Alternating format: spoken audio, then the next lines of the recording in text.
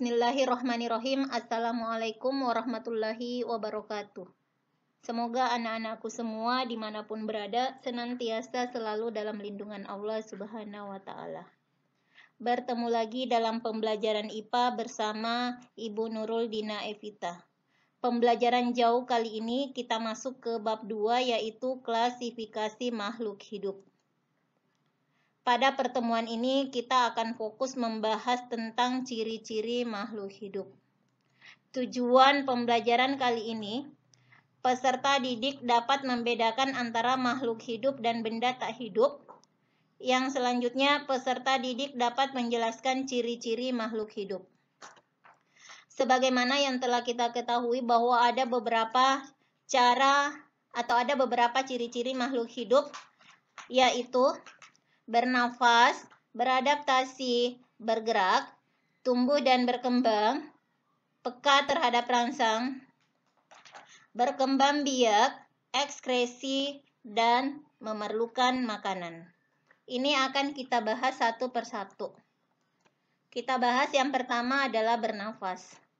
Bernafas atau respirasi adalah proses mengambil oksigen dari lingkungan dan mengeluarkan gas karbon dioksida dari dalam tubuh. Contoh yang diperlihatkan seseorang yang sedang menarik nafas, ya, di mana pada manusia alat pernafasannya adalah paru-paru, kemudian ikan memiliki alat pernafasan bernama insang. Tumbuhan bernafas melalui lubang kecil pada daun yang disebut dengan stomata. Nah, ini gambar stomata atau mulut daun. Udara pernafasan juga keluar masuk melalui lubang kecil pada batang yang dinamakan lentisel. Nah, ini adalah gambar lentisel. Bergerak. Semua makhluk hidup dapat bergerak. Manusia bergerak karena memiliki sistem gerak yang terdiri dari rangka, sendi, dan otot yang saling bekerja sama. Nah, ini manusia, kemudian ada burung, kemudian ada tumbuhan. Selanjutnya, memerlukan makanan. Makanan berfungsi untuk menghasilkan energi untuk proses pertumbuhan dan mengganti sel tubuh yang rusak. Energi yang diperlukan makhluk hidup ini digunakan untuk beraktivitas. Nah, ini adalah gambar organisme atau makhluk hidup heterotrof, artinya makhluk hidup yang tidak dapat membuat makanannya sendiri. Berbeda dengan tumbuhan hijau atau makhluk hidup yang dapat berfotosintesis, itu termasuk makhluk hidup autotrof atau organisme autotrof, artinya organisme yang dapat membuat makanan sendiri. Tumbuh dan berkembang. Tumbuh merupakan pertambahan ukuran tubuh yang tidak dapat kembali ke ukuran semula. Sementara berkembang adalah bertambahnya kemampuan atau skill dalam struktur dan fungsi tubuh yang lebih kompleks. Nah, ini diperlihatkan contohnya oleh tumbuhan yang tadinya dari biji, kemudian muncul akar, muncul batang, kemudian muncul daun. Ini artinya dia sedang berkembang. Sementara tumbuhan memperlihatkan juga pertumbuhan, ya, di mana terlihat bertambah tinggi, kemudian daun bertambah lebar, akar bertambah panjang. Ya, itu namanya tumbuh. Nah, contoh lain adalah manusia. Manusia yang tadinya yang memiliki tinggi lahir sekitar 50 cm, nanti setelah dewasa bisa mencapai 150, ada 170, bahkan ada yang sampai 2 meter, ya, 200 cm. Sementara yang berkembang itu adalah kemampuan, misalnya kemampuan otaknya, kemampuan berpikirnya, nah itu berkembang. Kemampuan organ-organ tubuhnya yang lain, ya, itu termasuk berkembang. Selanjutnya contoh diperlihatkan oleh kupu-kupu yang dari telur kemudian berubah menjadi ulat, kepompong, kupu-kupu muda akhirnya menjadi kupu-kupu cantik. Jadi selain tumbuh, ya, makhluk hidup juga berkembang. Berkembang biak. Berkembang biak atau reproduksi merupakan kemampuan makhluk hidup untuk memperoleh keturunan. Berkembang biak bertujuan untuk melestarikan keturunan agar tidak punah. Nah, ini ya. Ayam dengan cara bertelur, kemudian telurnya menetas. Manusia dengan cara melahirkan.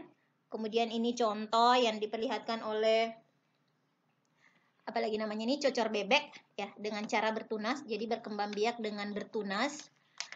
Bawang merah yang berkembang biak dengan umbi lapis. Ini jagung mewakili tumbuhan yang berkembang biak dengan biji.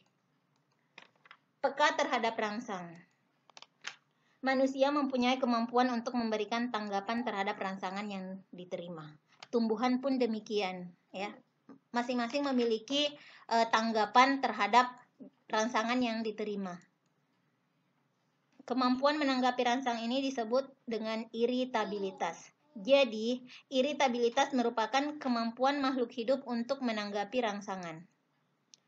Nah, misalnya contoh tumbuhan putri malu dalam menanggapi rangsang yang diterima, ya, dia menutupkan daunnya ketika menerima rangsangan sentuhan.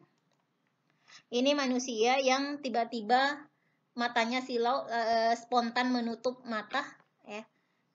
Itu adalah bentuk tanggapan, ya, bentuk tanggapan yang dilakukan dalam menerima rangsangan sinar matahari.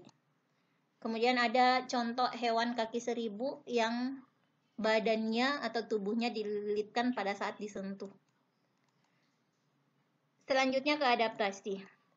Adaptasi merupakan kemampuan makhluk hidup untuk menyesuaikan diri dengan lingkungan. Contohnya diperlihatkan paru burung yang berbeda. Paru burung berbeda ini karena burung-burung ini memiliki jenis makanan yang berbeda pula. Contoh lain adalah kaki yang diperlihatkan, kaki burung, ya. Ini adalah kaki perenang, kemudian ini kaki perenang, ini kaki pejalan, ini kaki burung pemangsa, kemudian ini kaki burung pemanjat, dan ini kaki burung petengger.